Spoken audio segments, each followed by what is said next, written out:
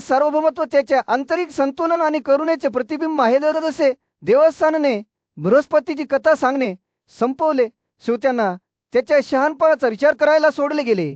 त्यांना जाणवले की खरी महानता बाह्य कामगिरीमध्ये नाही, तर त्यांना त्यांच्या स्वतःच्या आत्म्याच्या जवळ आणणारे गुण जोपासण्यात आहेत. त्यानंतरच्या शांततेत असे वाटत होते की रुद्रवासू, आदित्य साध्या आणि राजांचे सैन्य देवस्थानाच्या स्वतःमोती जमले होते, कारण बृहस्पतीच्या शब्दांद्वारे शिकवलेल्या कर्तव्यांचे पालन करताना ते देखील उच्च स्तरावर पोहोचू शकतात, जे त्यांना या जीवनात आणि पुढच्या आयुष्यात शांतता, पूर्तता आणि मुक्ती देईल. एका उदास वातावरणात अजून त्याचा मोठा भाऊ राजा युधिष्ठिराकडे सांत्वन आणि मार्गदर्शनाचे शब्द घेऊन वळला. हे राजा, त्याने सुरुवात केली, तुम्ही जे प्रत्येक कर्तव्यात पारंगत आहात आणि क्षत्रिय सद्गुणांद्वारे सार्वभौमत्व प्राप्त केले आहे. तुम्ही दुःखाने का जळत आहात? तुम्ही तुमच्या सर्व शत्रूंना पराभूत केले आहे आणि प्रतिकार न करता विशाल साम्राज्य जिंकले आहे. तुमचे वैभव प्रसिद्ध आहे आणि तुमचे नाव संपूर्ण देशात प्रतिध्वनित होते. अर्जुन बोलत असताना त्याचे शब्द दृढनिश्चय आणि करुणेने ओतले गेले. त्याला माहित होते की युधिष्ठिरचे दुःख केवळ त्याच्यासाठी नाही, तर युद्धात आपले प्राण अर्पण केलेल्या त्यांच्या मृत साथीदारांसाठी आहे. हे राजा, तो पुढे म्हणाला, युद्धातील मृत्यू हे क्षत्रियांसाठी एक उदात्त कार्य मानले जाते, जे विविध यज्ञ करण्यापेक्षा अधिक गुणकारी आहे. हा आपल्या आदेशावर नियंत्रण ठेवणाऱ्या अध्यादेशाचा आदेश आहे. अर्जुनाचा आवाज जोराने उठला आणि त्याने घोषित केले, तपश्चर्या आणि त्याग ही ब्राह्मणांची कर्तव्य आहेत, आपल्या सारख्या क्षत्रियांची नाही. युधिष्ठिराने आपल्या भावाचे शब्द लक्षपूर्वक ऐकले. त्याचे हृदय दुःखाने भारावून गेले होते. त्याला माहित होते की अर्जुन बरोबर होता. युद्धातील मृत्यू हे एका क्षत्रियासाठी एक सन्माननीय नशीब होते. तरीही त्याला पकडले गेलेले दुःख तो झटकू शकला नाही. पण अर्जुन, त्याने त्याच्या आवाजात अगदी कुलबुजून विचारले, जे पडले आहेत त्यांचे काय? त्यांनी उदात्त शेवटाकडे जाण्याची संधी गमावली नाही का? अर्जुनाची अभिव्यक्ती मूळ झाली आणि त्याने उत्तर दिले, त्यांचे आत्मे आता पुनर्जन्माच्या चक्रापासून मुक्त झाले आहेत. युद्धातील त्यांच्या जीवनाच्या बलिदानाने पवित्र झाले आहेत. जे घडले आहे ते ठरविले गेले आहे. हे राजा, तू सुद्धा नीतीच्या इच्छेचा प्रतिकार करू शकत नाहीस. जसा सूर्य राजावर एक उदार नाहीकी चमक दाखवू लागला. अर्जुनच्या शब्दांनी तात्रीची भावना घेतली. हे पराक्रमी राजा, तो म्हणाला, दृढ निश्चयाने भरलेला त्याचा आवाज, तुम्ही हे दोष सोडून स्वतःला कृतीसाठी संबोधित केले पाहिजे. तुमचे हृदय मजबूत आहे आणि तुमची इच्छा अखंड आहे. लक्षात ठेवा की तुम्ही एक क्षत्रिय आहात, ज्यांचा जन्म शत्रूंना पराभूत करण्यासाठी आणि साम्राज्य जिंकण्यासाठी झाला आहे. त्याने विराम घेतला. त्याचे डोळे युधिष्ठिरच्या चेहऱ्यावर बंद केले. हे राजा, तुमचा स्वतःचा आत्मा जिंका आणि त्याग आणि दानधर्मात सहभागी व्हा. जसे इंद्र जरी ब्राह्मण जन्माला आला असला तरी आत्म्यात क्षत्रिय बनला आणि 810 वेळा त्याच्या पापी नातेवाईकांशी लढला. त्यामुळे तुम्ही देखील तुमच्या दुःखावर मात करू शकता आणि विजयी होऊ शकता. त्या क्षणी अर्जुनाच्या शब्दांनी युधिष्ठिरामध्ये काहीतरी जागृत असल्यासारखे वाटत होते. त्याचे दुःख वाढू लागले. त्याच्या जागी दृढ निश्चयाची भावना निर्माण झाली. त्याला माहित होते की त्याच्याकडे स्वतःचा मार्ग निवडण्याची, स्वतःचे नशीब घडवण्याची शक्ती आहे. तारे म्हणून कुंतीपासून जन्मलेला कुरुक्षेत्राचा कुरु राजा राजूंशी त्याच्या कर्तव्याबद्दल बोलत असताना स्तब्ध झाला. त्या बेटावरील ज्ञानी ऋषी व्यास यांनी हस्तक्षेप करून अर्जुनाचे शब्द खरे असल्याचे सांगितले. त्याने पांडूचा मोठा मुलगा युधिष्ठिराला आठवण करून दिली की त्याला सर्व कर्तव्यांची माहिती आहे आणि त्यानुसार त्याचे पालन केले पाहिजे. पुढे म्हणाले, घरगुती जीवन हे जीवनाच्या चारही पद्धतीमध्ये सर्वात कठीण आहे. तुम्हाला वेदांचे चांगले ज्ञान आहे, महान तपस्वी गुण आहेत आणि तुमच्या पूर्वजांच्या राज्याचे ओझे बैलासारखे सहन करणे तुम्हाला शोभते. त्यानंतर त्यांनी क्षत्रियांची कर्तव्ये स्पष्ट करण्यास सुरुवात केली, ज्यात त्याग, शिक्षण, परिश्रम, महत्वाकांक्षा, शिक्षेची काठी चालवणे, प्रलेचे संरक्षण आणि वेदांचे ज्ञान यांचा समावेश होता. रसाने वृषस्पतीतील एका श्लोकाचे पठण केले, ज्यात म्हटले होते की एखाद्या सापाने उंदराला गिळंकृत केल्याप्रमाणे पृथ्वी शांततेकडे कल असलेल्या राजाला आणि घरगुती जीवनाशी अत्यंत संलग्न असलेल्या ब्राह्मणाला गिळंकृत करते. त्याने शाही ऋषी सुद्युम्न याचा देखील उल्लेख केला, ज्याने शिक्षेची काठी चालवून सर्वोच्च यश मिळवले. युधिष्ठिराने व्यासाला सुद्युम्नाच्या कथेबद्दल विचारले आणि तो ते सांगू लागला. शंख आणि लिखिता हे दोन भाऊ बहुधा नावाच्या ओढ्याजवळ वेगवेगळ्या घरांमध्ये राहत होते. एके दिवशी जेव्हा लिखिता त्याच्या भावाच्या घरातून काही पिकलेली फळे खात होता, तेव्हा शन घरी परतला आणि त्याला पकडले. लिखिताने आपली चूक कबूल केली आणि शंकाला त्याला चोर म्हणून शिक्षा करण्यास सांगितले. त्या देशाचा राजा सुत्युम्न याने लिखिताच्या कबुली जबाबाबद्दल ऐकले आणि त्याला भेटण्याचे आमंत्रण दिले. लिखिताने राजाला सांगितले की त्याने त्याच्या भावाच्या परवानगीशिवाय काही फळे खाल्ले आहेत आणि शिक्षा मागितली आहे. राजाने त्याची विनंती पूर्ण करण्याचे वचन दिले आणि लिखिताचे शब्द ऐकल्यानंतर त्याने त्याऐवजी त्याला क्षमा करण्याचे ठरवले. तथापि त्यानंतर सुद्युम्नाने शिक्षा म्हणून लिखिताचे हात कापले, ज्यामुळे त्याला त्याच्या कृतीचा परिणाम सहन करावा लागला. जेव्हा लिखिता त्याचा भाऊ शंखकडे परतला, तेव्हा त्याने त्याला माफ केले आणि स्वतःला शुद्ध करण्यासाठी पवित्र वाहुदा नदीत स्नान करण्यास सांगितले. जेव्हा लिखिताने स्नान केले, तेव्हा त्याच्या स्तंभच्या शेवटी 2 नवीन हात दिसू लागले, ज्यामुळे तो आश्चर्यचकित झाला. त्याचा भाऊ शंखाने स्पष्ट केले की हा त्याच्या तपश्चर्येचा परिणाम होता आणि प्रवीणसिंह हे त्यामागील साधन होते. लिखिताने त्याला विचारले की शंखाने त्याला आधी का शुद्ध केले नाही, ज्यावर त्याने उत्तर दिले की तो त्याचा दंडक नसून त्याला शिक्षा देणारा शासक होता. राजा सुद्युम्न या कृतीमुळे प्रख्यात झाला आणि त्याने स्वतः भगवान दक्षाप्रमाणे सर्वोच्च यश मिळवले असे म्हणत न्यासाने समारोप केला. एका पवित्र मेळाव्यात वैशंपायनाने महान ऋषी कृष्णद्वैपायन यांचा कुंतीचा मुलगा अजातशत्रूला एक सकोन संदेश दिला.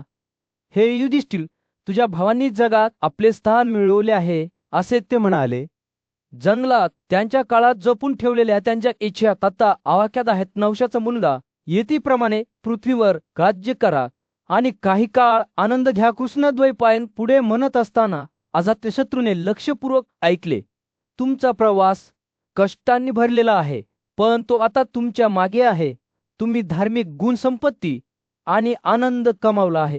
आता तुमच्या पूर्वजांचे, देवांचे आणि तुमच्याकडून भीक मागणाऱ्यांचे कर्ज फेडण्याची वेळ आली आहे. कृष्णद्वैपायन यांचे शब्द शहाणपणाने भरलेले होते, जे अजातशत्रूला सद्गुणाच्या मार्गावर मार्गदर्शन करत होते. राजाने वासना किंवा क्रोधाने प्रभावित होऊ नये असे ते म्हणाले. त्याने वडिलांप्रमाणे त्याच्या सर्व प्रलेशिनीय पक्षपातीपणे वादले पाहिजे. जो राजा परिस्थितीमुळे एखादे कार्य पूर्ण करण्यात अपयशी ठरतो तो दोषी नसतो. त्यानंतर ऋषींनी राजा हयग्रीवाची एक कथा सांगितली, ज्याची कथा अजातशत्रूच्या भविष्यातील प्रयत्नांसाठी एक दीपस्तंभ ठरेल. हयग्रीव हा एक शूर योद्धा होता, ज्याने युद्धात अनेक शत्रूंना मारले होते. तथापि अखेरीस तो एकाग्रताना पराभूत झाला आणि मारला गेला.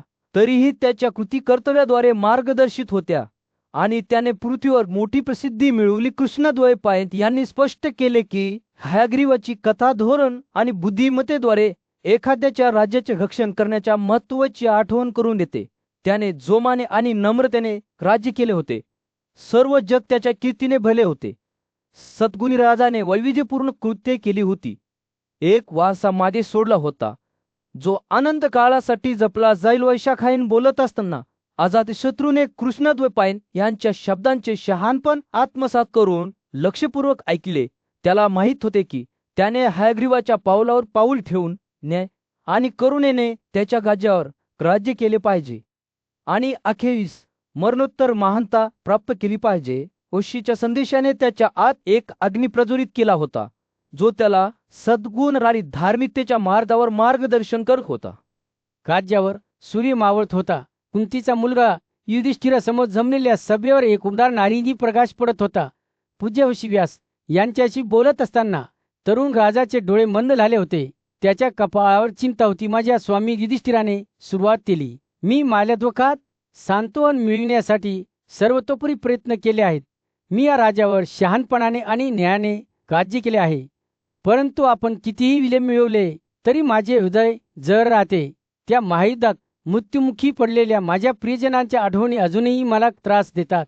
या स्त्रियांचे रडणे, ज्यांचे पती आणि मुले त्यांच्याकडून काढून घेण्यात आली होती, माझ्या आत्म्याला 1000 चाकूसारखे चेत. युधिष्ठिराने त्याचे शब्द ऐकल्यावर व्यासाचे डोळे त्याच्या अस्तित्वाशी निगडीत झालेले दिसले. एका क्षणाच्या चिंतनशील शांततेनंतर ऋषी सौम्य आणि गहन अशा दोन्ही आवाजात बोलले. कोणीही माणूस त्याच्या स्वतःच्या प्रयत्नांमुळे किंवा त्यागामुळे काहीही मिळवू शकत नाही. व्यास म्हणाला, संपत्ती, सामर्थ्य, ज्ञान ही सर्व काळाची देणगी आहे. वेळ हा आपल्या आयुष्यातील नियतीला त्याच्या नशिबाच्या धाड्यांनी विणारा महान अधिकारी आहे. कधीकधी अज्ञानी मूर्ख यशावर अडखळतो, परंतु ते केवळ काळाच्या प्रवाहाने त्याला अनुकूल केल्यामुळे होते. व्यासाच्या शब्दांनी युधिष्ठिरच्या मनात ते चित्र रेखाटले. काळाचा विशाल विस्तार जो अंतहीन समुद्रासारखा पसरलेला आहे, सर्व प्राण्यांना त्याच्या नीतीच्या लाटांवर घेऊन जात आहे. व्यास पुढे जात असताना राजा लक्षपूर्वक ऐकत होता का सर्व प्राण्यांसाठी समृद्धी आणि प्रतिकूलता, आनंद आणि दुःख समानतेने आणतो. तो महान समतोल साधणारा आहे, जो पराक्रमी लोकांना धुवून खातो आणि दिनांना अकल्पनीय उंचीवर नेतो. आपण त्याच्या भविष्यात केवळ त्यादे आहोत. त्याच्या लहरी आणि कल्पनांच्या अधीन आहोत. बोलत असताना त्याच्या शब्दांनी अशा जगाचे दर्शन घडवले जिथे का हा एकमेव स्थिर आहे. युधिष्ठिराने निसर्गाचे चक्र पाहिले, नद्यांचा ओघ आणि प्रवाह, फुलांचे फुलणे आणि सुकणे, सर्व सजीवांचा जन्म आणि मृत्यू हे सर्व काळाच्या अनिवार्यतेद्वारे नियंत्रित होते. युधिष्ठिराकडे पाहत असताना व्यास थांबला. त्याचे डोळे शहाणपणाने चमकले. शहाणा माणसाला माहीत असते की खरा आनंद सांसारिक संपत्तीशी किंवा क्षणभंगूर सुखांशी संलग्न होण्यात नाही, तर त्यांच्यापासून अलिप्त होण्यात आहे. तो जगाला ते काय आहे ते पाहतो. काळाने विणलेले दुःख आणि आनंदाचे एक विशाल सतत बदलणारे चित्रशीने बोलणे संपवल्यानंतर सभा गप्प झाली. व्यासाच्या शब्दांचा विचार खाळवली.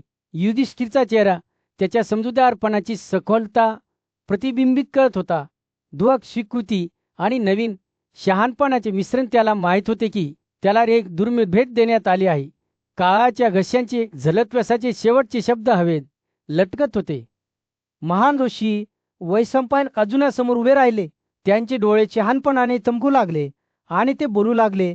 युधिष्ठिराला संबोधित करताना ते म्हणाले, तुमचे महाराज.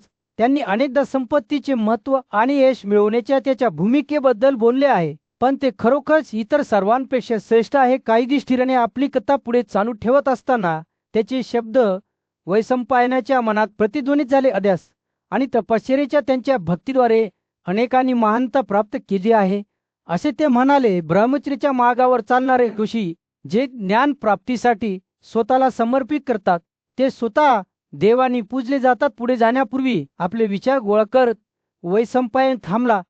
आणि जे वेदांच्या अभ्यासासाठी स्वतःला समर्पित करतात, त्यांचे काय? ते खरे सद्गुणी पुरुष नाहीत का? वैखानस, अस्पृश्यनी आणि इतर अनेकांनी वैदिक ज्ञानाच्या त्यांच्या भक्तीद्वारे स्वर्ग प्राप्त केला आहे. ते बोलत असताना वैशंपायनाच्या आवाजात श्रद्धेचा एक संकेत आला. ते म्हणाले, दक्षिणायनाचा मार्ग वेदातील शिकवणींचे पालन करणाऱ्यांसाठी राखीव असलेल्या प्रदेशांकडे घेऊन जातो, परंतु उत्तरायण हा उत्तरेकडील मार्ग ज्यांनी योग कलेवर प्रभुत्व मिळवले आहे ते चालवतात. युधिष्ठिरच्या शब्दांनी वैशंपायनात विचारांची एक साखळी निर्माण केली होती आणि त्याने त्याचा आवाज दाबला आणि त्याला गती मिळाली. तो म्हणाला, समाधान ही खऱ्या आनंदाची गुरुकिल्ली आहे. जेव्हा एखादी व्यक्ती इच्छा आणि आसक्तीच्या पलीकडे जाते, जेव्हा एखादी व्यक्ती भीती आणि द्वेषापासून मुक्त होते, तेव्हा ती ब्रह्माच्या स्थितीत पोहोचतात. मोक्षाकडे नेणारे विविध मार्गाबद्दल बोलताना वैशंपायनाचे डोळे एका दूरच्या क्षेत्राकडे टकलावून पाहत होते. काही लोक सद्गुण शोधतात, काही चांगले आचरण करतात, तर काही लोक संपत्तीचा पाठपुरावा करतात. परंतु खरे शहाणपण हे समजून घेण्यात आहे की संपत्ती हे केवळ समाप्तीचे साधन आहे. अंत नाही. त्याचे शब्द सावधगिरीच्या भावनेने भरलेले होते. संपत्ती हा एक शाप असू शकतो, ज्यामुळे त्रास आणि अडचणी येऊ शकतात. संपत्तीचा पाठपुरावा केल्याने अनेकदा लोक पश्चात्तापाची भीती विसरून आक्रमक कृत्ये करतात, आणि जेव्हा ते संपत्ती मिळवतात तेव्हा ते त्यापासून वेगळे होण्याच्या धोक्याने वेढले जातात किंवा अन्यथा आडवेपणा भोगावे लागतात. जे लोक संपत्ती जमा करतात पण तिच्या खऱ्या हेतूसाठी त्याचा वापर करण्यात अपयशी ठरतात, त्यांच्याबद्दल बोलताना वैशंपायनाच्या आवाजाने धोकाची नोंद घेतली. संपत्ती ही त्यागासाठी निर्माण केली गेली होती, ते म्हणाले, आणि त्या संपत्तीचे रक्षण करण्यासाठी आणि ते चेतने करण्यासाठी माणसाची निर्मिती केली गेली होती. ती आपल्या इच्छेच्या समाधानासाठी नाही. जेव्हा त्याने बोलले संपवले, तेव्हा वैशंपायनाच्या डोळ्यात सखोल शहाणपण असल्यासारखे वाटले, जणू त्याने अस्तित्वाच्या हृदयात डोकावले आहे. शहाण्यांना माहीत आहे की खरी संपत्ती आहे त्या निर्जन भूप्रदेशावर सूर्य मावळत होता. पांडव बंधूंपैकी सर्वात मोठा युधिष्ठिरासमोर जमलेल्या सभेला सोने चमक देत होता. अश्रू आणि दुःखाने लाल झालेले त्याचे डोळे तो बनू लागतात चेहऱ्याच्या समुद्राकडे पाहत होते. अरे माझ्या मित्रांनो, त्याचा आवाज भावनेने थरथर कापत होता. तो म्हणाला, मला दुःख झाले आहे. माझ्या कृतींचा भार डोंगरांसारखा माझ्यावर पडला आहे. मी नातेवाईकांचा मारेकरी, लोभी राजा आणि माझ्या स्वतःच्या जातीचा सहारक आहे. डोंगरावर जन्मलेल्या सिंहासारखा शूरतरुण योद्धा अभिमन्यूचा मृत्यू घडवून आणण्याची लाज मी कशी सहन करू शकतो. त्याची कोमल वर्षे माझ्या हाताने कापली गेली होती आणि आता तो अजूनही युद्धभूमीवर पडलेला आहे. युधिष्ठिर बोलत असताना त्याचे शब्द हवेत एखाद्या आव्हानासारखे लटकलेले दिसत होते. त्याला त्या दिवसाची आठवण झाली जेव्हा त्यांचे नातू भीष्म पाहत त्याच्या खांद्यावर कोसळले होते. जसे मेघ गर्जनेने एका वृद्ध सिंहाला खाली पाडले होते. त्या क्षणाची आठवण अजूनही त्याला खूप दुखावत होती. आणि मला गुरुद्रोण त्याचे काय? त्याचा आवाज आणखी चिडला. मी त्याला खोटे सांगितले की अश्वत्थामा मेला आहे. खरे तर तो फक्त त्याच नावाचा हत्ती होता जो मारला गेला होता. त्याला फसवण्याच्या विचाराने माझे हृदय लाजेने जळते. ज्याने मला योद्ध्यांचे मार्ग शिकवले होते. युधिष्ठिराने कर्णाचा मृत्यू, अभिमन्यूचा वध आणि त्यांच्या स्वतःच्या नातेवाईकांचा नाश अशा त्याच्या गुन्ह्यांचे वर्णन करताना सभेने लक्षपूर्वक ऐकले. त्याचे शब्द दुःखाच्या प्रकाशासारखे होते. प्रत्येक जण त्याच्या अंतःकरणाला नवीन वेदनांनी छेदत होता. मी एक मोठा गुन्हेगार आहे, भावनेने थरथरत्या आवाजाने त्याने घोषित केले. मी स्वतःसाठी आणि माझ्या कुटुंबासाठी लाच आणली आहे. मी यापुढे या जगात जगू शकत नाही. माझ्या स्वतःच्या नातेवाईकांच्या रक्ताने कलंकित आहे. मी प्रार्थनेची शपथ घेईन आणि याच ठिकाणी माझे जीवन श्वास कोरडे करीन. युधिष्ठिर हे शब्द बोलत असताना सभेमध्ये अचानक शांतता पसरली. त्याच्या दुःखाच्या भाराने हवा कंपित होत होती आणि जमलेले ऋषी आणि राजे आश्चर्याने पाहत होते. पण महान ऋषी व्यास हस्तक्षेप करण्यासाठी पुढे आला नाही. हे महाराज, तो म्हणाला. त्याचा आवाज उन्हाळ्याच्या दिवशी सौम्य वाऱ्यासारखा होता. इतके मर्मस्पर्शी दुःख भोगणे हे तुमचे काम नाही, ते देखील नशीब आहे. हे सामर्थ्यवान सर्व प्राणी जन्माला येतात आणि मरतात. त्यांचे या जगाशी असलेले मिलन विघटित होते. युधिष्ठिरच्या आत्म्यासाठी व्यासाचे शब्द मलमासारखे होते. ऋषींनी हे स्पष्ट करताना ते लक्षपूर्वक ऐकत होते की सर्व काही उगवते आणि कोसळते जसे की पृथ्वीच्या पृष्ठभागावरील बुडबुडे. एका मर्मस्पर्शी दृश्य वैशंपायनाने पांडूचा मोठा मुलगा युधिष्ठिराला एक प्राचीन कथा सांगितली, जो त्याच्या नातेवाईकांच्या हत्येमुळे दुःखात बुडाला होता. ऋषी व्यास यांना युधिष्ठिरची वेदना जाणवली होती आणि त्यांनी त्याच्याबरोबर आसमाची शिकवण म्हणून ओळखलेला नाही घन प्रवचन सांगण्याचे ठरवले होते. कथा विदेच्या राज्यात सुरू झाली, जिथे राजा जनकानं ज्ञानी ब्राह्मण आसमाचा सल्ला मागितला. दुःख आणि हानीने भारावून गेलेल्या जनकानं जीवनातील आव्हानांचा सामना कसा करावा याबद्दल मार्गदर्शन मागितलं. आत्माचे शब्द जनकाच्या अस्वस्थ हृदयाला मलमासारखे होते, ज्यात युधिष्ठिरालाही प्रतिध्वनित होईल अशी बुद्धी होती. असमाने मानवी अस्तित्वाचे क्षणभंगूर स्वरूप समजावून सांगण्यास सुरुवात केली. मनुष्याच्या शरीराच्या निर्मितीनंतर लगेचच आनंद आणि दुःख त्याच्याशी जोडले जातात असे ते म्हणाले. जीवन हे सुख आणि दुःख यांच्यातील एक नाजूक संतुलन आहे आणि जे नेहमीच आपल्यावर ओढते ते आपल्या बुद्धीला पटकन हिरावून नेते.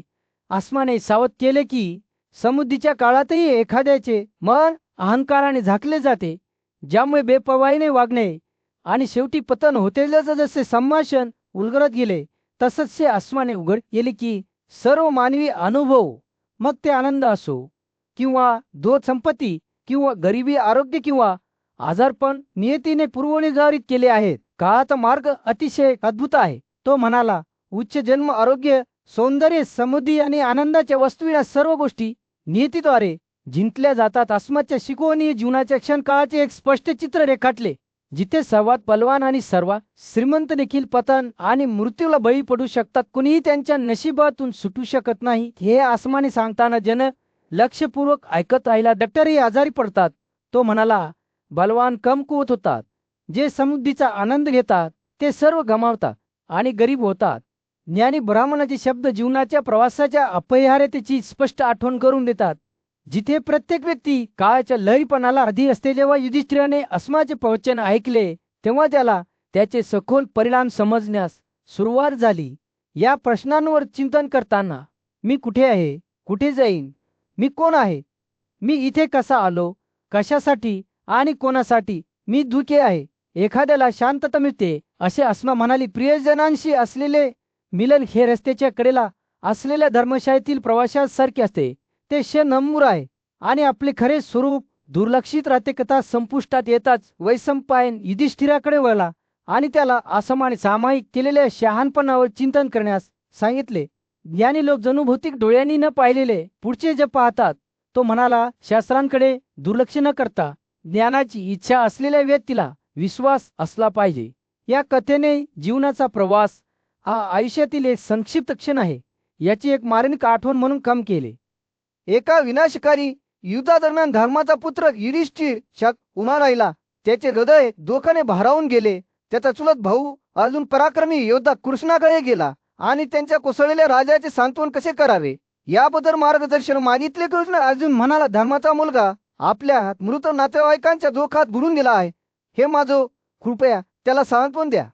आम्ही सर्वजण पुन्हा एकदा मोठ्या संकटात सापडलो आहोत. त्याचे दुःख दूर करणे तुम्हाला शोभते. कृष्ण कमळाच्या डोळ्यांचा गोविंद युधिष्ठिराकडे कसा वळला याचे वर्णन कर. वैशंपायनाने कथा पुढे चालू ठेवली. कित्येक वर्ष कृष्ण हा युधिष्ठिराला स्वतः अर्जुनापेक्षाही अधिक प्रिय होता.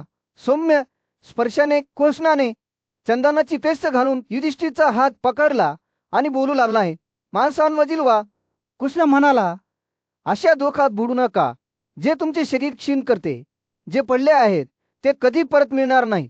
आमचे मारलेले क्षत्रिय वीर होते, युद्धाचे अलंकार होते, जे त्यांच्या शत्रूंकडे धावत जाताना पराभूत झाले होते.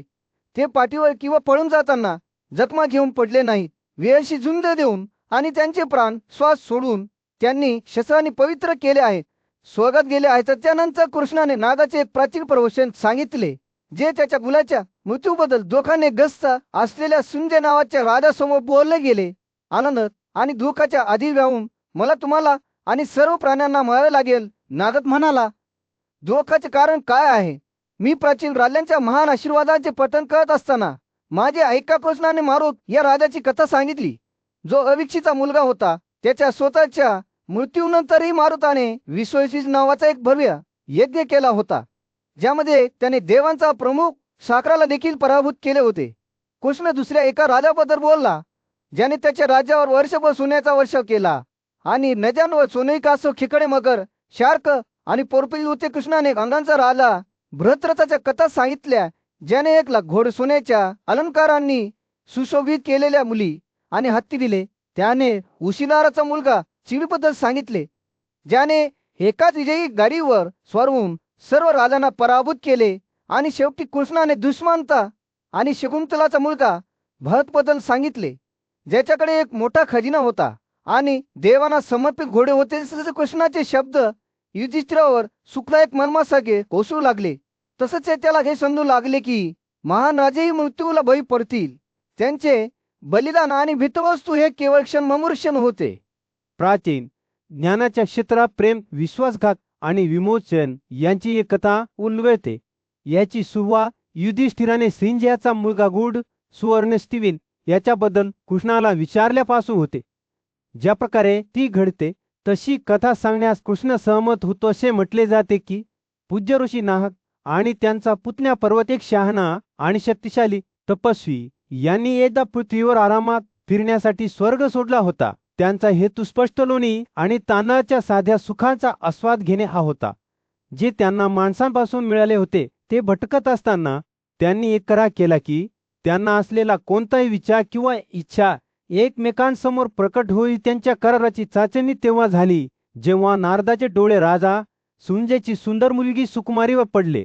तिच्या आकर्षणाने मंत्रमुग्ध होऊन तो आपल्या भावना पार्वताकडे उभे करण्यात यशस्वी ठरला. ज्याला चिन्हे आणि तपस्वी शक्तीद्वारे त्याच्या पुतण्याच्या असतीची जाणीव झाली. रागाच्या भरात पर्वताने त्यांचा करार मोडल्याबद्दल नालाला शाप देण्याचे ठरवले. तुम्ही आमच्या कराराचे उल्लंघन केले आहे. पर्वत म्हणाला, तुम्ही ब्रह्मचारी माझे गुरु आणि तपस्वी आहात, तरीही तुम्ही आमचे सामायिक बंधन तोडले आहे. मी तुम्हाला शाप देईल. सुकुमारी तुमची पत्नी होईल, परंतु त्या दिवसापासून ती आणि सर्व पुरुष तुम्हाला वानरासारखे पाहतील. क्रोधाने ग्रासलेल्या नागाने त्या बदल्यात पर्वताला शाप देत म्हटले, जरी तुमच्याकडे मोठे तपस्वी गुण आणि सद्गुण असले तरी तुम्ही स्वर्गात जाण्यात यशस्वी होणार नाही. दोन्ही दोषी संतप्त हत्तीसारखे एकमेकांविरुद्ध भडकल्याशिवानुसार नारदाने विवाहात सुकुमारीचा हात मिळवला. मात्र शापाने त्याला पकडले आणि त्यांच्या लग्नानंतर तिने त्याला वानासारखा चेहरा दिला. तरीही तिची भक्ती अबाधित राहिली. तिने त्याच्या शारीरिक स्वरूपाकडे दुर्लक्ष करून स्वतःला पूर्णपणे तिच्या स्वामीला समर्पित केले. की दिवशी जेव्हा पर्वत एका निर्जन जंगलातून फिरत होता तेव्हा त्याला नारद भेटला. अजूनही शापग्रस्त असलेला नारद आपल्या पुतण्याला पाहून खूप आनंदित झाला आणि त्याने क्षमा मागितली. त्याने आवेगाने वागल्याचे कबूल करत पार्वतानाही त्याने मोक्ष मागितला. दोन्ही गोष्टींनी एकमेकांना त्यांच्या परस्पर शापांपासून मुक्त केले. आपल्या पतीचे खरे रूप पाहून सुकुमारी गोंधळून पळून गेली. त्याला दुसरे कोणीतरी समजून घेतले. पार्वतीने तिला आश्वासन दिले, हा खरोखरच तुमचा स्वामी नारद आहे. तो एक प्रख्यात आणि शक्तिशाली ऋषी आहे जो तुमच्याबरोबर एकाच आत्म्याचा सद्गुणी व्यक्ती आहे. पार्वतीच्या शब्दांनी आश्वस्त होऊन आणि शापापासून मुक्त होऊन सुकुमारीने तिची समता परत मिळवली. त्यांचे बंधन पुनर्संचित झाल्यानंतर पर्वत स्वर्गात गेला तर नारद आपल्या समर्पित पत्नीसह घरी परतला. ही मर्मस्पर्शी कथा मानवी नातेसंबंधांच्या गुंतागुंतीचा आणि क्षमाशीलतेच्या परिवर्तनशील शक्तीचा पुरावा म्हणून काम करते. नागाशी झालेल्या संभाषणादरम्यान राजा युधिष्ठिराने एका मुलाच्या जन्माबद्दल जाणून घेण्यास सांगितले, ज्याचे विष्ठा सोन्याचे होते. नारदाने ही कथा सांगण्यास सुरुवात केली, ज्याची सुरुवात त्याने आणि त्याचा पुतण्या महान तपस्वी पर्वताने सर्व विजयी राजांमध्ये अग्रगण्य असलेल्या संजयाला भेट दिल्यानंतर झाली. त्यांच्या उपस्थितीमुळे सन्मानित झालेल्या संजयाने वरदान मारण्यासाठी त्यांचे मार्गदर्शन मागितले. पर्वताने त्याला सुचवले की त्याला कशामुळे आनंद मिळेल याचा विचार करावा, परंतु त्याच्या इच्छेच्या संभाव्य परिणामांचा विचार करण्याचा इशारा देखील दिला. संजयाने सखोल विचार केला आणि शेवटी वीर ऊर्जावाल आपल्या शपथेवर ठाम दीर्घायुषी अत्यंत धन्य आणि स्वतः इंद्राच्या बरोबरीचे वैभव असलेल्या मुलाची विनंती केली. पर्वताने हे वरदान दिले, परंतु एका चेतावणीसारा मूल दीर्घकाळ टिकणार नाही, कारण अशा मुलाची श्रींदेची इच्छा इंद्राच्या अधिकारासाठी एक आव्हान म्हणून पाहिली जात होती. तथापि पार्वतीने श्रीजयाला त्याच्या मुलाला इंद्राच्या क्रोधापासून वाचवण्याचा इशारा देखील दिला. हा इशारा असूनही श्रींजयाने विनंती केली की त्याचा मुलगा पर्वताच्या तपस्वी गुणवत्तेद्वारे दीर्घकाळ जगेल. जेव्हा नारदाने आपली कथा पुढे चालू ठेवली तेव्हा त्याने उघड केले की काही काळानंतर श्रींजयाला स्वर्णस्तिवेन नावाचा मुलगा झाला होता, जो मोठा होऊन शक्तिशाली आणि उलवान झाला. तथापि मोठा झाल्यावर मुलाच्या हातून होणाऱ्या अपमानाच्या भीतीने इंद्राने राजकुमाराला ठार मारण्यासाठी त्याचे दिव्य शस्त्र थंडर पाठवले. मेघगर्जनाचे रूप धारण केलेला वाघ आपल्या परिचारिकेसह भागीरथी नदीकाठी खेळत असताना त्या मुलावर आदळला. वाघाच्या धडकेने त्याला चिरले गेल्याने राजकुमार प्रचंड थरथरत खाली जमिनीवर पडला. त्याची परिचारिका दुःखाने ओरडली आणि तिच्या रडण्याचा आवाज ऐकून संजयाने घटनास्थळी धाव घेतली आणि त्याला त्याचा मुलगा मृतावस्थेत पडलेला दिसला. दुःखाच्या भरात संजयाने नारद याचा विचार केला, जो त्याच्या समोर प्रकट झाला आणि त्याने राजाला सांत्वन देणाऱ्या कथांचे पठण केले. इंद्राच्या परवानगीने नारदाने संजयाच्या मुलाला पुन्हा जिवंत केले. राजकुमार सुवर्णस्तिवेन त्याच्या पालकांना प्रसन्न करण्यासाठी पुढे गेला आणि अखेरीस त्याच्या वडिलांच्या निधनानंतर सिंहासनावर बसला. ज्याने 4000 वर्ष राज्य केले. त्याने अनेक महान यज्ञ केले. देवांना आणि पित्यांना त्याच्या वैभवाने संतुष्ट केले. त्याने अनेक पुत्रांना जन्म दिला, ज्याने राजघराण्याची संख्या वाढवली. अखेरीस सुवर्णशिवेल मरण पावला.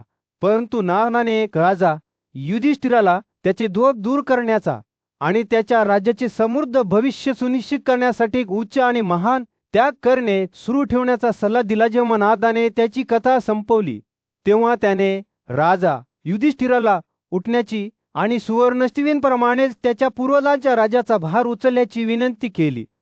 बेटावर जन्मलेला ऋषी व्यास राजा युधिष्ठिरासमोर उभा होता. त्याचे डोळे करुणा आणि शहाणपणाने भरलेले होते.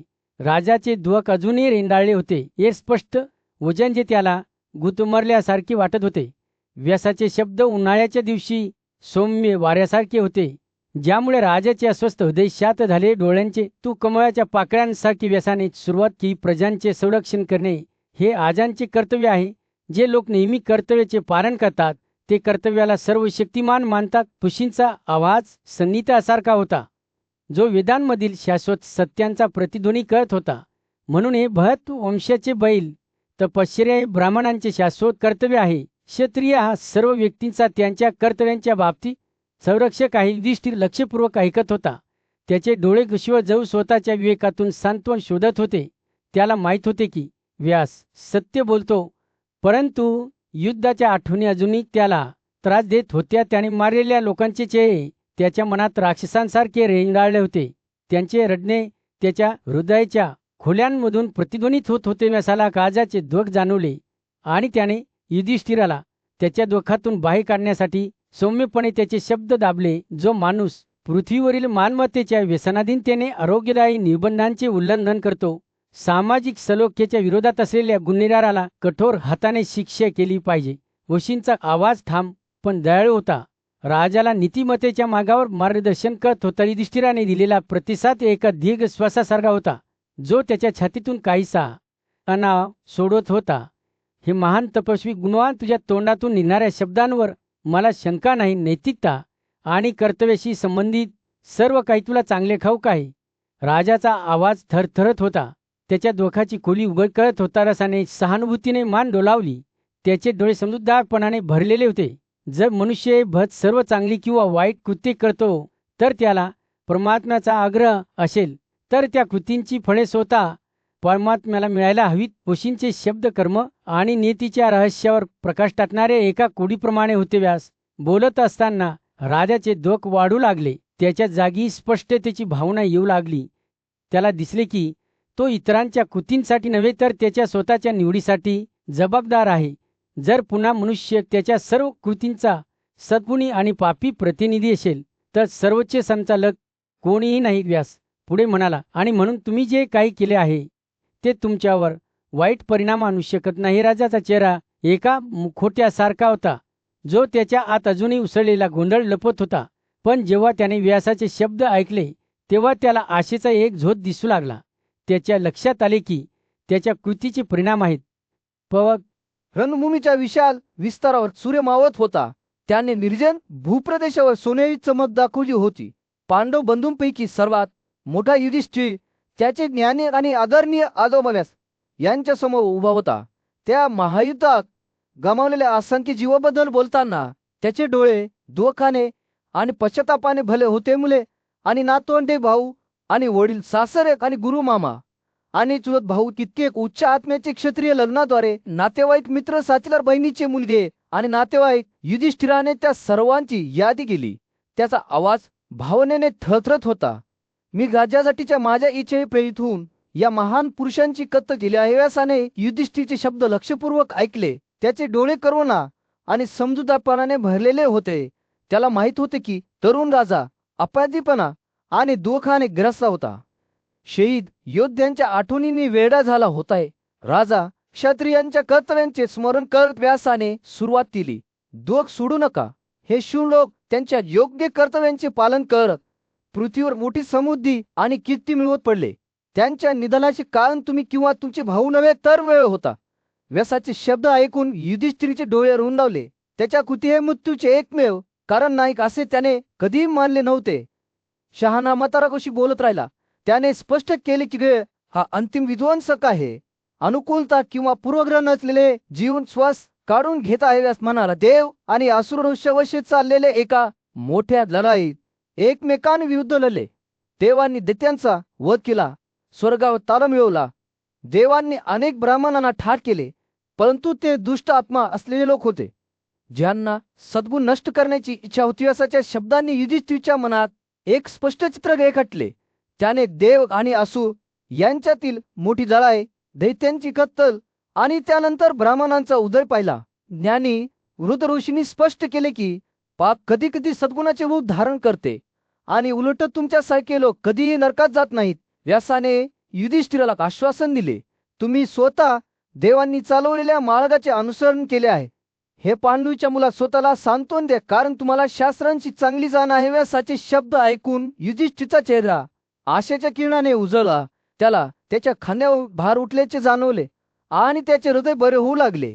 ज्ञानी वृद्ध ऋषींनी युधिष्ठिराला त्याच्या पापांचे प्रायश्चित्त म्हणून शास्त्रांनी सूचित केलेला एक भव्य अश्व यज्ञ करण्याची शिफारस केली व्यास म्हणाला, हे महाराज, या बलिदानाची तयारी करा. आणि एका घनदाट जंगलात व्यास गहन चिंतन करत बसला. त्याचे डोळे दूरवर टक लावून आत्म्याच्या महत्वाच्या गोष्टींचा विचार करत होते.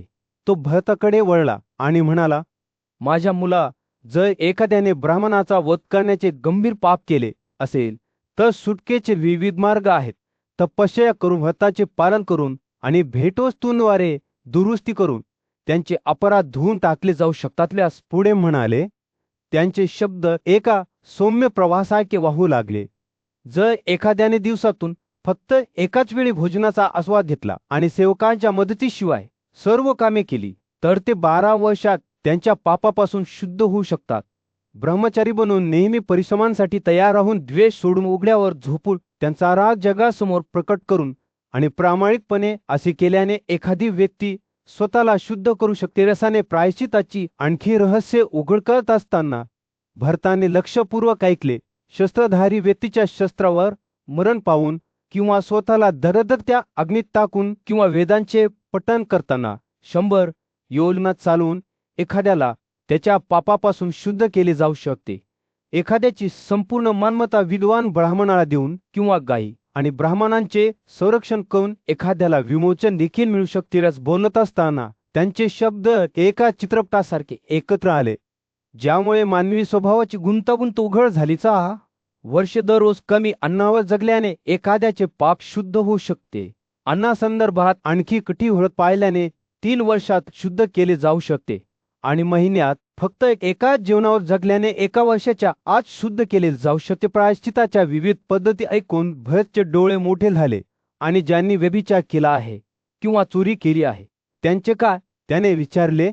व्यासाने उत्तर दिले, जो अशा उल्लंघनासाठी दोषी आहे तो 1 वर्ष कठोर व्रतांचे पालन करून शुद्ध होऊ शकतो.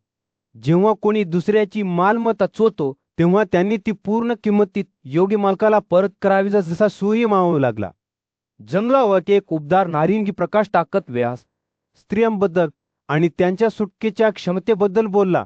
हे राजा, स्त्रिया 1 वर्ष नियमित जीवन जगून त्यांच्या सर्व पापांपासून शुद्ध होऊ शकतात. अल्प अन्नावर जगून ते 6 महिन्यात स्वतःला शुद्ध करू शकतात. भरतचे मन व्यासाने प्रकट केलेल्या प्रायश्चित्ताच्या असंख्य मार्गांनी वेढले होते. त्याने विचारले, जे त्यांच्या व्रतांपासून दूर गेले आहेत त्यांचे काय, ते अजूनही शुद्ध होऊ शकतात का? व्यास म्हणाला, होय माझ्या मुला, जो ब्रह्मचर्याच्या व्रतापासून दूर गेला आहे तो 6 महिने गायीचे चामडे घालून आणि त्या बाबतीत दिलेल्या तपश्चर्येचे पालन करून शुद्ध होऊ शकतो.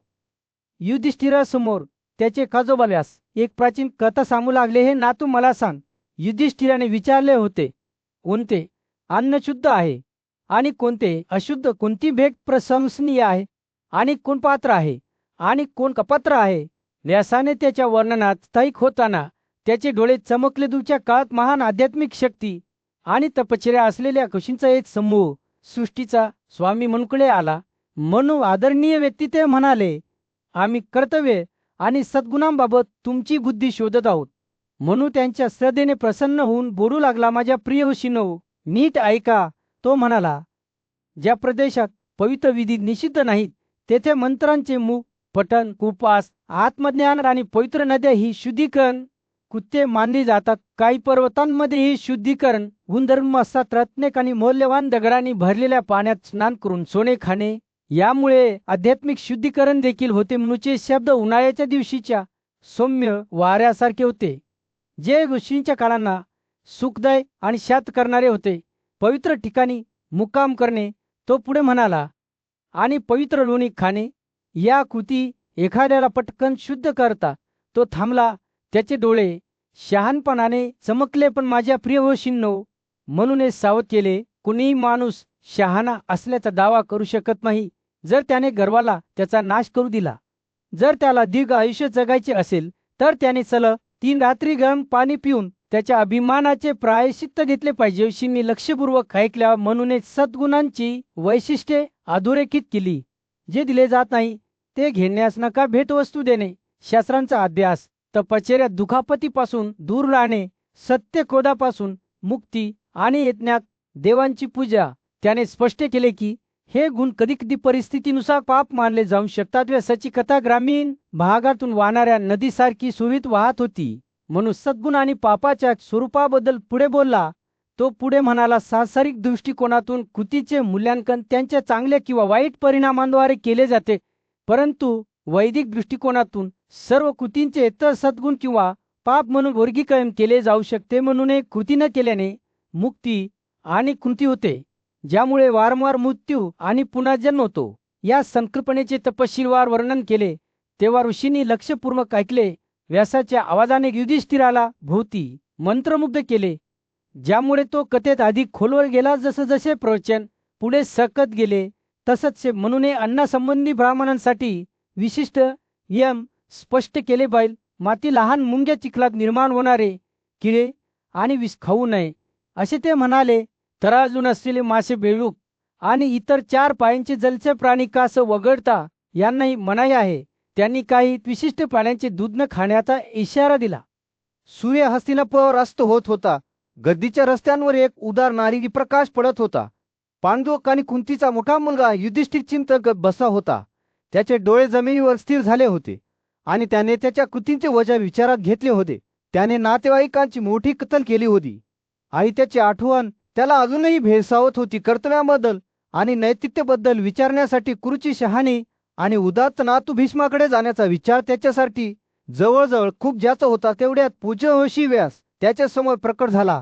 हे राजा, जर तुम्हाला कर्तव्य आणि नैतिकतेबद्दल पूर्ण जाणून घ्यायचे असेल तर भीष्माला विचारा. सर्व कर्तव्याशी संवाद साधणारा आणि सार्वत्रिक ज्ञान असलेला भागीरथीचा पुत्र या कठीण विषयावरील तुमच्या सर्व शंका दूर करील. व्यासाचे शब्द उन्हाळ्याच्या दिवशी सौम्य वाऱ्यासारखे होते, ज्यामुळे युधिष्ठिराला अस्वस्थ मन शांत झाले. पण युधिष्ठिर विदीर्ण झाला होता.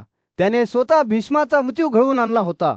तो योद्धा ज्याने नेहमीच न्याय लढा दिला होता आणि त्याला मार्गदर्शनासाठी त्याच्याकडे जाण्यास अपात्र वाटले. व्यासाला त्याची संकोच जाणवला आणि त्याला आश्वासन दिले. दोखरात अशी प्रसंगितता दर्शविणे तुम्हाला योग्य वाटत नाही. पवित्र व्यासाने जे सांगितले आहे ते करा दिले.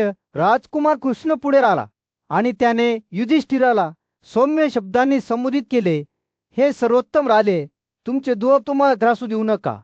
या उच्च आत्म्याच्या ब्राह्मणांसाठी आपल्या पूज्य ज्येष्ठ व्यासाच्या आज्ञेसाठी आणि आपल्या विनंतीनुसार ते तुमचे हितचिंतक आहेत. आणि द्रौपदीच्या विनंतीनुसार हे शत्रूंचा वध करता आम्हाला जे आवडेल ते करा आणि जे जगासाठी फायदेशीर आहे ते करा. युधिष्ठिरचा संकल्प बळकट झाला. तो त्याच्या आसनावर उठला. त्याच्या भोवती त्याचे भाऊ आणि मित्र होते, ज्यांनी त्याला प्रोत्साहनाच्या शब्दाने प्रोत्साहन दिले. मिरवणूक सुरू झाली आहे. भव्य दृश्य. युधिष्ठिर पांढऱ्या रथावर चढला. त्याला कंबरे आणि हरणांच्या चामड्यांनी सुशोभित केले. त्याचे 16 पाढे बैल त्याला जोडले गेले. त्यांचे डोळे संध्याकाळच्या प्रकाशात ताऱ्यांसारखे चमकले. जसजसे ते शहरातून जात होते तसेच रस्ते युधिष्ठिरच्या स्तुतीचा जयघोष करणाऱ्या पनेगिरिष्ट आणि चरणवाल्यांच्या आवाजाने भरले होते. हस्तिनापूरचे नागरिक त्यांच्या राजाचा सन्मान करण्यासाठी बाहेर पडले होते. रस्त्यांवर फुले, झेंडे आणि हारांनी सजवले होते. धूप आणि अत्तरांचा गोड सुगंध आणि संगीत आणि हास्याच्या आवाजाने हवा भरून गेली होती. जेव्हा ते भीष्माच्या निवासस्थानाच्या जवळ पोहोचले तेव्हा युधिष्ठिर भीतीची भावना आशेचा मार्ग दाखवते असे वाटले. त्याला माहित होते की त्याच्या शब्दातून त्याला मार्गदर्शक आणि शहाणपण मिळेल. युधिष्ठिर, भीम, अर्जुन आणि माद्रीचे 2 पुत्र नकुल आणि सहदेव यांनी शहरात प्रवेश करताच हस्तिनापुरावर सूर्य मावळत होता. हजारो नागरिक हे दृश्य पाहण्यासाठी बाहेर पडले. त्यांचे चेहरे आनंदाने आणि आशयाने भरलेले होते. सुशोभित चौरस आणि रस्ते, रंगीत कपडे आणि दागिन्यांचा समुद्र होते, जे भरतीच्या वेळी समुद्रासारखे झगमगत होते. पांडवांनी गर्दीतून मार्गक्रमण करत असताना हस्तिनापूरच्या स्त्रियांनी त्यांच्यावर स्तुती आणि भक्तीचा वर्षाव केला. ते युधिष्ठिराला म्हणाले, तू सर्व स्तुतीपात्र आहेस. तू तुझ्या शत्रूंना पराभूत केलेस आणि पुण्य आणि पराक्रमाने तुझे राज्य परत मिळवलेस. महिलांचे सौम्य आवाज उन्हाळ्याच्या दिवशी सौम्य वाऱ्यासारखे होते.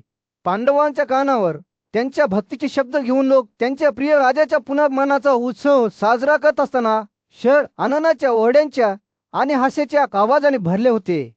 युधिष्ठिर त्याच्या भावाने आणि हस्तिनापूरच्या स्त्रियांनी वेढलेला कुरुच्या राजवाड्याकडे निघाला.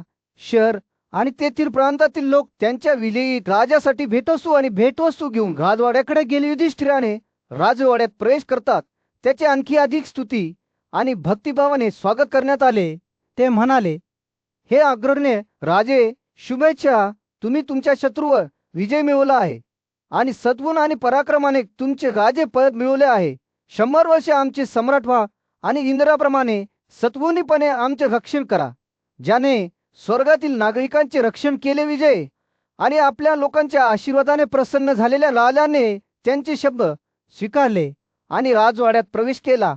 तो आपल्या रथातून उतरला आणि आतील सगनिकेत गेला, जिथे त्याने रत्ने, सुगंध आणि पुष्पगुच्छ देऊन गृहस्थ देवतांची पूजा केली. युधिष्ठिर राजवाड्यातून पुन्हा एकदा बाहेर पडतात त्याच्या भोवती ब्राह्मणांचा एक गट होता, जो त्याच्यावर आशीर्वाद उच्चारण्यासाठी शूर वस्तू घेऊन आला होता. राजा सुंदर दिसत होता, ताऱ्यामधील निर्भय चंद्रासारखा. जेव्हा त्याने त्यांचे अर्पण आणि भेटवस्तू स्वीकारल्या, पण आनंद आणि उत्साहाने सावलीत एक काळी आकृती बाहेर आली. चारवा ब्राह्मणाचा वेश धारण केलेला राक्षस गर्दीत अभिमानाने उभा होता. त्याचे डोळे द्वेषाने चमकत होते. तो म्हणाला, हे सर्व ब्राह्मण म्हणत आहेत की तुम्ही दुष्ट राजा नातेवाईकांचा वध करणारे आहात. तुमच्या वंशाचा नाश करून तुम्हाला काय मिळेल? चार्वाकाच्या शब्दामुळे ब्राह्मण खूप चिडले आणि त्यांनी मोठा गदारोळ केला. युधिष्ठिर राक्षसाच्या बोलण्याने स्तब्ध झाला आणि तो चिंता आणि लाजाने शांत झाला. पण मग ब्राह्मणांपैकी एक आपल्या भावासमवेत आपल्या समोर उभा राहिलेल्या राजा युधिष्ठिराला संबोधित करत वैशंपायनाने आपल्या कथेची सुरुवात उदास स्वरात केली. जनार्दन जो देवकीचा मुलगा म्हणून ओळखला जात होता, तो राजाशी बोलला. त्याचा आवाज ब्राह्मणाबद्दल आदराने भरलेला होता. हे सर, या जगात, तो म्हणाला, मी पृथ्वीवरील देव म्हणून ब्राह्मणाचा आदर करतो. त्यांचे शब्द सापाच्या दाण्याइतके विषारी असू शकतात, तरी त्यांना संतुष्ट करणे सोपे आहे. जेव्हा जनार्दन बोलत होता तेव्हा त्याचे डोळे भूतकाळाकडे टकलावून पाहत होते. एक दीर्घकाळ विसरला गेलेला काळ आठवतो. कृतयुगात जेव्हा वेळ स्वतःच निर्मिती आणि विनाशाच्या चक्रात मोजलेला कासे, तेव्हा चारवाक नावाच्या राक्षसाने वाडारीच्या दूरच्या प्रदेशात अनेक वर्षे कठोर तपश्चर्या केल्या होत्या. पृथ्वीवरील देव म्हणून पूजा असलेल्या ब्राह्मणांनी त्याला वारंवार वरदान मारण्याची विनंती केली, परंतु चारवाकाचा अभिमान आणि महत्वाकांक्षा त्याला अधिक शोधण्यास प्रवृत्त करते. की अनेक वर्षांच्या भक्तीनंतर चारवाकाने विश्वाच्या प्रभूकडे जाऊन एक वरदान मागितले, जे त्याला सर्व प्राण्यांच्या हातून येणाऱ्या भीतीपासून संरक्षण देईल. चारवाकाच्या निर्धाराने प्रेरित होऊन प्रभूने त्याची इच्छा मान्य केली, परंतु एका अटीचा, त्याने ब्राह्मणांना दुखू नये याची काळजी घेतली पाहिजे. प्रभूला माहीत नसलेले हे वरदान अखेरीस चारवाकाचे पतन असल्याचे सिद्ध होईल. त्याच्या नव्याने सापडलेल्या अजयतेमुळे चारवाक स्वतः देवतांचा नाश करू लागला. राक्षसाच्या सामर्थ्याविरुद्ध छळ आणि असहाय्य असलेले देव एकत्र जमले आणि मदतीसाठी शाश्वत देवाकडे गेले. देवाने एक उत्तर दिले की त्याने आधीच चारवाकाच्या निधनाची व्यवस्था केली होती, परंतु ते थेट हस्तक्षेपाद्वारे होणार नाही. त्याऐवजी दुर्योधन नावाच्या धार्वी राजाने चारवाकाशी मैत्री केली आणि स्नेहाने बांधलेला राक्षस अखेरीस ब्राह्मणांचा अपमान करेल. या अपमानामुळे त्रस्त होऊन ब्राह्मण त्यांच्यावर आपला क्रोध पसरवतील. त्यांचे शब्द मेघगर्जनेसारखे त्यांच्यावर आदळतील आणि त्यामुळे असे घडले की चारवाक पराक्रमी राक्षस ब्राह्मणांच्या शापाने मारला गेला. जनार्दनाने त्याची कथा संपताच राजा युधिष्ठिरचा चेहरा दुःख आणि दृढनिश्चयाच्या मिश्रणाने भरून गेला. त्याने आपल्या नातेवाईकांच्या मृतदेहांकडे पाहिले, जे त्यांच्या क्षेत्रीय कर्तव्यांचे पालन करताना मरण पावले होते. त्याच्या डोळ्यांना एक सखोल समज असल्यासारखे वाटले, जणू त्याला माहीत होते की हे नायक मृत्यूच्या पलीकडे गेले आहेत. त्यांचे आत्मे आता देवांच्या क्षेत्रात राहतात. जनार्दनचे शब्द राजाच्या जखमी हृदयावर मलमासारखे वाहत राहिले. हे भरत वंशाच्या बैल, जो सोडू नका.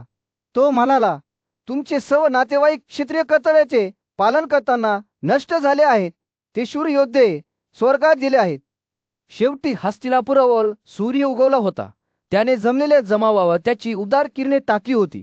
राजा युधिष्ठिरच्या राज्याभिषेकाची कथा सांगण्यास सुरुवात करताना वैशंपायनाचे शब्द हवेत प्रतिध्वनित झाले. कुंतीचा राजपुत्र त्याच्या खोल्यातून बाहेर पडताच त्याच्यावर एक सुखद धक्का बसला.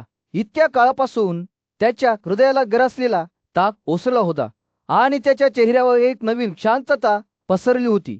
त्याने पुरलेला तोंड करून एका उत्कृष्ट सोन्याच्या सिंहासनावर आसन केले, ज्याची परंपरा होती की एखादी व्यक्ती सिंहासनावर बसेल त्याच्या बाजूला पांडवांचे 2 दिग्गज सात्यकी आणि वासुदेव बसले होते. त्यांचे चेहरे त्याच उद्देशाने चमकले होते ज्याने त्यांना वनवासाच्या चाचण्यामधून प्रेरित केले होते. भीम आणि अर्जुन या पराक्रमी जुळ्या मुलाने रत्ने सुशोभित केलेल्या आसनांवर कब्जा केला होता.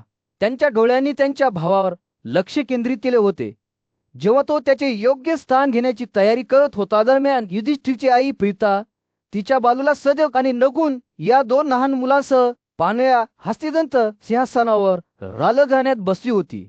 सुधर्मन विदुर धौम्य आणि पूज्य कुरुराजा धृतराष्ट्र यांनी त्यांच्या स्वतःच्या आसनांवर कब्जा केला. प्रत्येक जण आतील अग्नीने पेटत होता. सभा सुरळीत होत असताना प्रसिद्ध राणी गांधारी संदेह आणि युयुत्सुर यांच्या शेजारी बसली.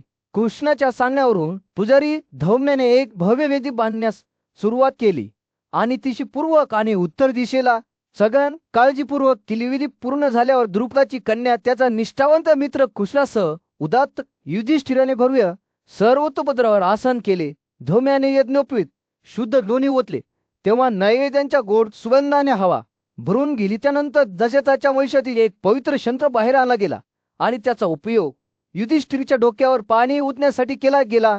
शय्यखोशी धृतराष्ट्र आणि उपस्थित सर्व प्रजा कृष्णाच्या विनंतीनुसार त्यांचे अनुसरण करीत त्यांच्या राजाला शुद्धीकरणाच्या पवित्र पाण्यात स्नान करून घेत. जेव्हा पणव आणि अनाकांनी ढोल वाजवले तेव्हा घाला युधिष्ठिराने नवीन प्रतिष्ठेने चमकून त्याच्या कृतज्ञ प्रजेने त्यावर दिलेल्या भेटवस्तू स्वीकारल्या. त्यांचे चेहरे आनंदाने उजळलेल्या ब्राह्मणांनी न्याय्य राजाला आपले अर्पण सादर केले, ज्याने त्यांना 1000 निष्कांनी पुरस्कृत केले. त्यांचे आवाज हंसांसारखे ब्राह्मणांनी युधिष्ठिराला आशीर्वाद दिले.